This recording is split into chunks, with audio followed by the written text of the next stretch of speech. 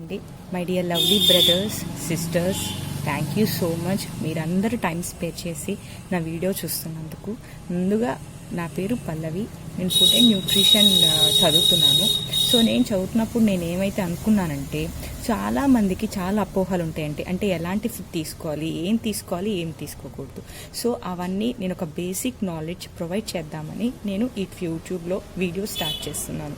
So నేను చెప్పేది ఏంటంటే, బేసిక్ నాలెడ్జ్ అనేది ప్రొవైడ్ చేస్తాను. ఇది కాకుండా మీకు ఫర్దర్గా ఏమన్నా కాంప్లికేషన్స్ ఉంటే మీరు మీ డాక్టర్ని కన్సల్ట్ చేసి దాని ప్రకారం నేను చెప్పిన డైట్స్లో మీరు కొంచెం ఆల్టరేషన్స్ చేసుకుంటే సరిపోతుంది.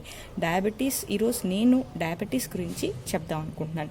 డయాబెటీస్ ఏంటి, ఏం తినాలి, ఏం తినకూడదు, అది అండ్ డైలీ రొటీన్. అంటే టైప్ 1 డయాబెటీస్ అండి. Type 1 diabetes is insulin dependent. So ఇది ఏంటంటే పుట్టుకతోనే వాళ్ళకి ఆ ప్యాంక్రియాస్ అనేవి ఇన్సులిన్ సరిగ్గా ప్రొడ్యూస్ చేయవు. సో దానికి వాళ్ళు బై బర్త్ నుంచి ఇన్సులిన్ అనేది తీసుకోవాలి. అది టైప్ 1. Next type 2 diabetes. ఇది వచ్చి ఒక 30 ఇయర్స్, ఒక 40 ఇయర్స్ తర్వాత మనకి వచ్చే డయాబెటీస్ అనమాట. ఇది మన ఫిజికల్ యాక్టివిటీస్ సరిగ్గా లేకపోవటం వల్ల, లేకపోతే మనం సరిగ్గా ఫాస్ట్ ఫుడ్స్, జంక్ ఫుడ్స్ అవి ఎక్కువ తీసుకోవటం వల్ల మనకు వచ్చేది type 2 diabetes. Next third diabetes వచ్చేటప్పటికి ఏంటంటే, మాల్న్యూట్రిషన్ వల్ల కూడా డయాబెటీస్ అనేది వస్తుందండి. ఇది ఎక్కువగా 15 నుంచి 30 ఇయర్స్ లోపల వాళ్ళకు కూడా మాల్న్యూట్రిషన్ వల్ల డయాబెటీస్ వస్తుంది. నెక్స్ట్ వచ్చేసరికి గెస్టేషన్ డయాబెటీస్. గెస్టేషన్ డయాబెటీస్ అంటే ప్రెగ్నెన్సీ వచ్చిన అప్పటిదాకా లేడీస్ బాగానే ఉంటారు. ప్రెగ్నెన్సీ వచ్చిన తర్వాత కన్సల్ట్ చేసి దాని ప్రకారం వాళ్ళు డైట్ తీసుకోవాలి. చెప్పాలనుకున్నది ఏంటంటే, టైప్ 2 డయాబెటీస్తో సఫర్ అయ్యే వాళ్ళు ఏం ఫుడ్ తినాలి, ఏం ఫుడ్ తినకూడదు.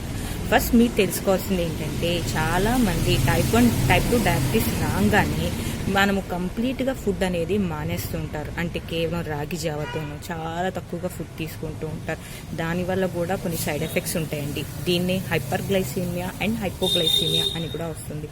సో ఏంటంటే హైపర్ గ్లైసీమియా అంటే మన బాడీలో బ్లడ్లో గ్లూకోజ్ లెవెల్స్ చాలా ఎక్కువ ఉన్నట్టు. అది మనం ఎలా ఐడెంటిఫై చేయొచ్చు అంటే, కాలు బాగా తిమ్మిరెక్కటం అనేది బేసిక్ రీజన్ అండి. గుండె దడగా ఉండటం, కాలు తిమ్మిరెక్కటం, ఇవి ఏంటంటే హైపర్ గ్లైసీమియాకి ఇండికేషన్ అండి. My dear lovely brothers sisters, thank you so much. మీరందరూ టైం స్పేర్ చేసి నా వీడియో చూస్తున్నందుకు. ముందుగా నా పేరు పల్లవి, నేను ఫుడ్ అండ్ న్యూట్రిషన్ చదువుతున్నాను. సో నేను చదువుతున్నప్పుడు నేను ఏమైతే అనుకున్నానంటే, చాలామందికి చాలా అపోహలు ఉంటాయండి. అంటే ఎలాంటి ఫుడ్ తీసుకోవాలి, ఏం తీసుకోకూడదు. సో అవన్నీ నేను ఒక బేసిక్ నాలెడ్జ్ ప్రొవైడ్ చేద్దామని నేను ఈ యూట్యూబ్లో వీడియో స్టార్ట్ చేస్తున్నాను. సో నేను చెప్పేది ఏంటంటే, బేసిక్ నాలెడ్జ్ అనేది ప్రొవైడ్ చేస్తాను. ఇది కాకుండా మీకు ఫర్దర్గా ఏమన్నా కాంప్లికేషన్స్ ఉంటే మీరు మీ డాక్టర్ని కన్సల్ట్ చేసి దాని ప్రకారం నేను చెప్పిన డైట్స్లో మీరు కొంచెం ఆల్టరేషన్స్ చేసుకుంటే సరిపోతుంది. డయాబెటీస్, ఈరోజు నేను డయాబెటీస్ గురించి చెప్దాం అనుకుంటున్నాను.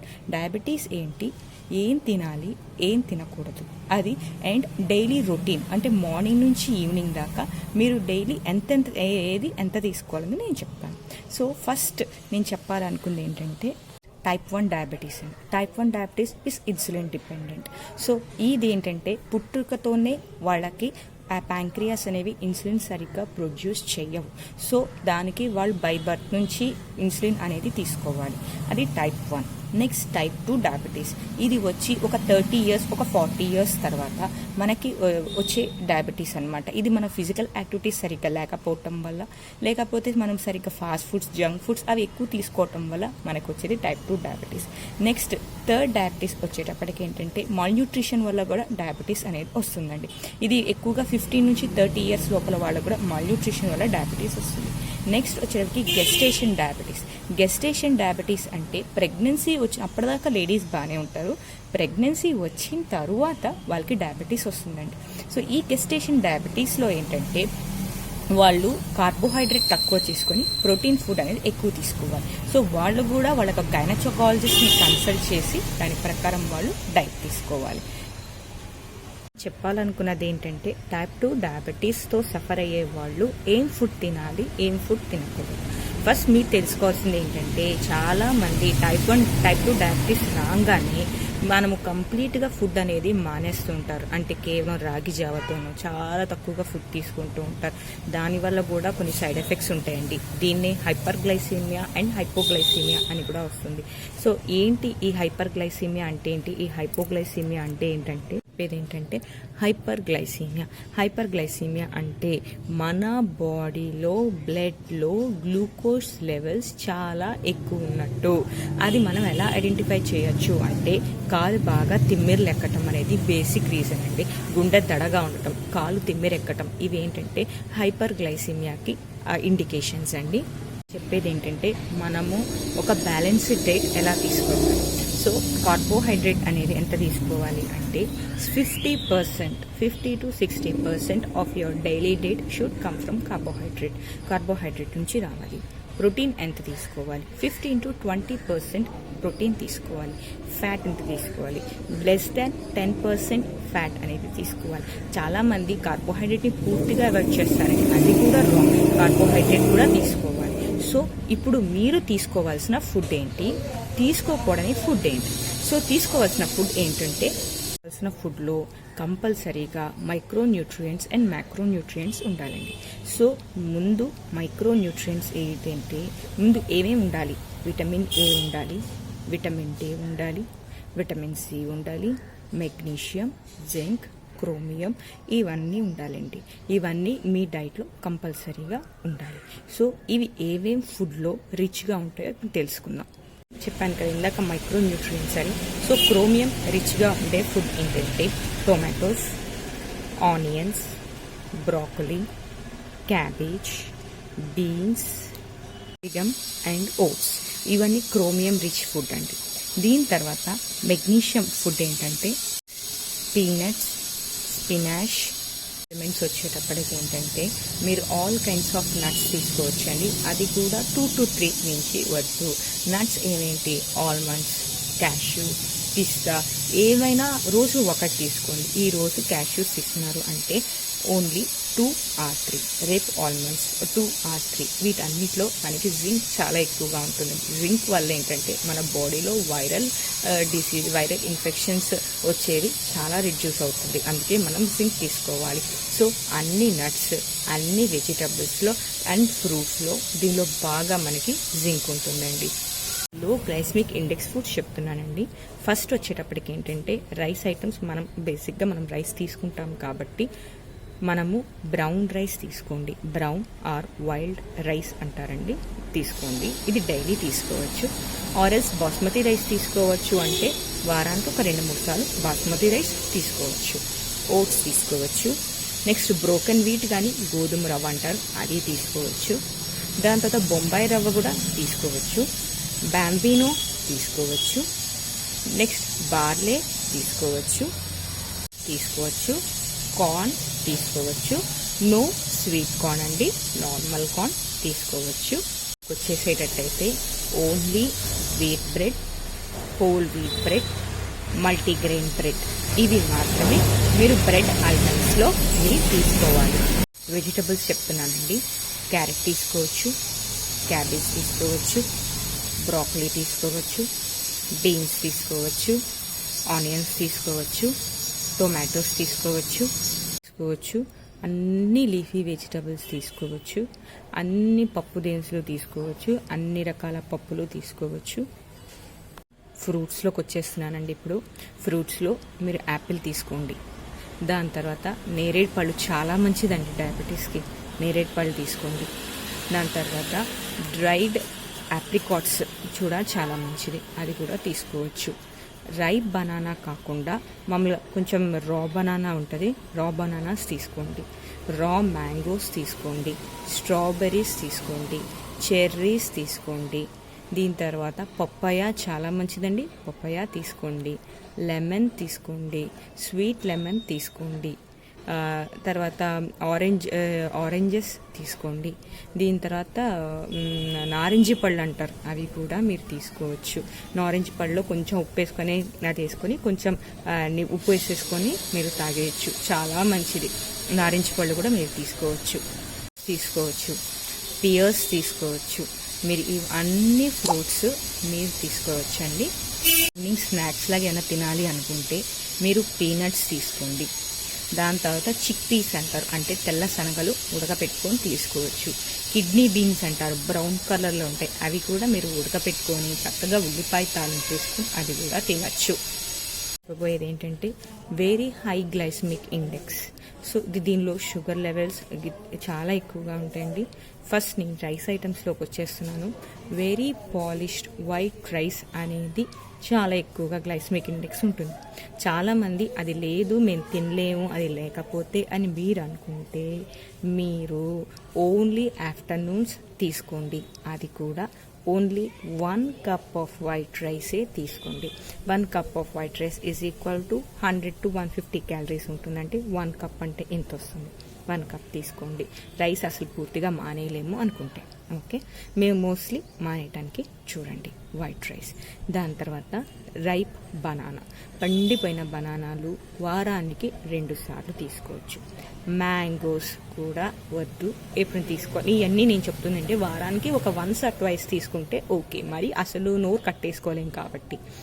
సో బనానా, మ్యాంగో, కివి, దీని తర్వాత సపోటా అంటారు కదండి, సపోటా, ఫిగ్, ఇవన్నీ చాలా చాలా గ్లైసమిక్ ఇండెక్స్ ఎక్కువ ఉంటుంది.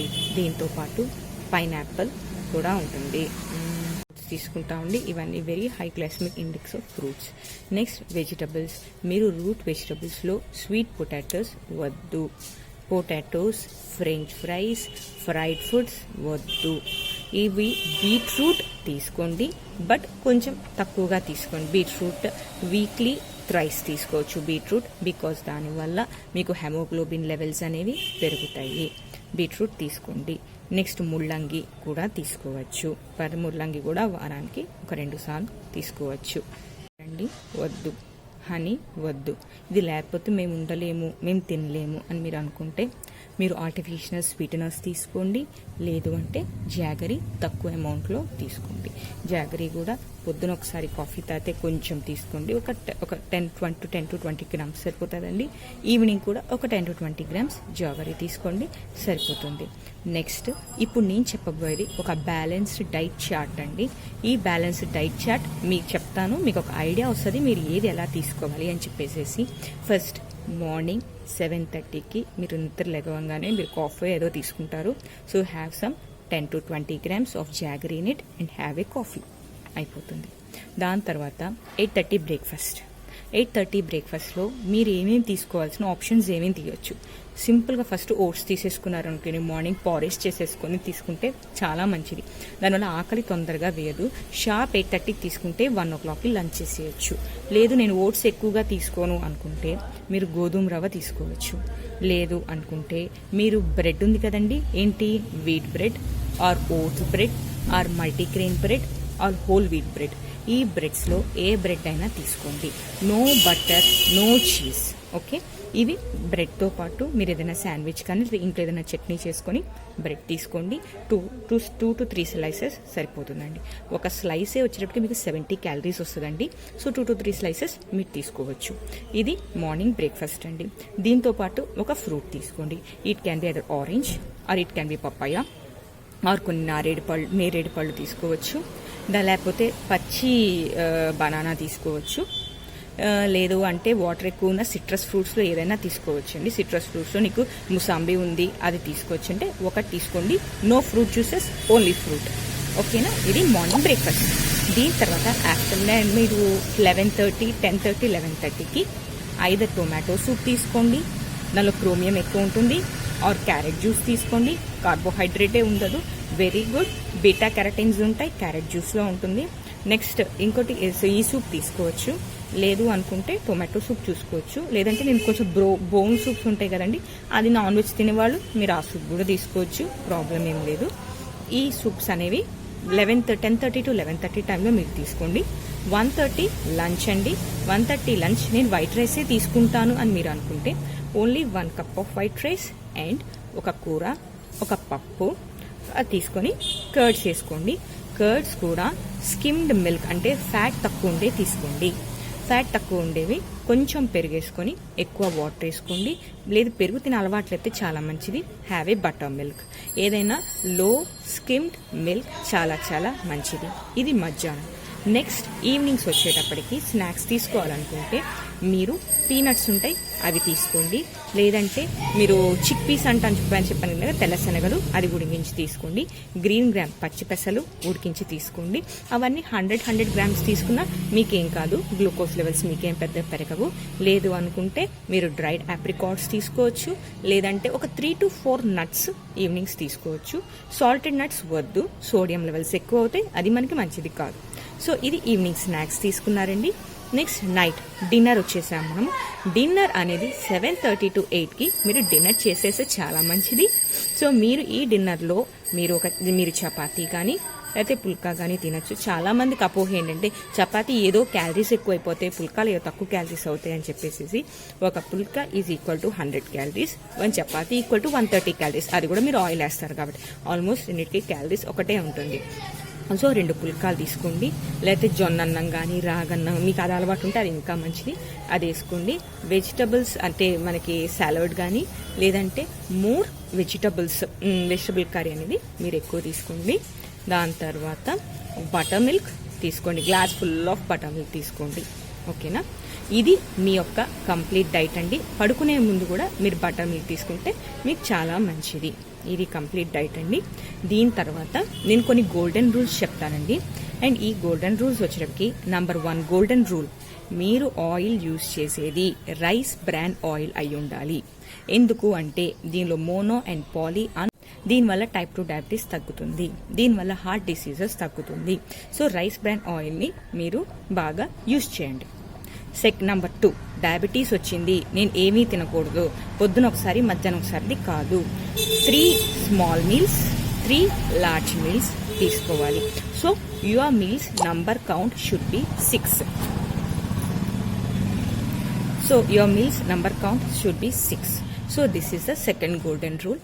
And the third golden rule వచ్చేటప్పటికి మీరు కంపల్సరీగా ఒక 30 minutes ఆర్ 45 minutes మీరు కొంచెం ఫిజికల్ ఎక్సర్సైజ్ చేస్తే చాలా మంచిదండి. ఒకవేళ మీరు ప్రీ డయాబెటిక్ స్టేజ్లో ఉంటే మీరు ఈ డైట్ కనుక తీసుకున్నట్టయితే అది కంపల్సరీగా you will again come to A normal stage. నార్మల్గా బ్లడ్ గ్లూకోజ్ లెవెల్స్ అన్నీ నార్మల్గా విత్ స్టాండ్ అయిపోతే దయచేసి నేను చెప్పిన వీడియోస్లో ఉన్నవన్నీ మీరు ఫాలో అవ్వండి అండ్ ఫాలో అవుతారని ఆశిస్తూ thank you so much. By.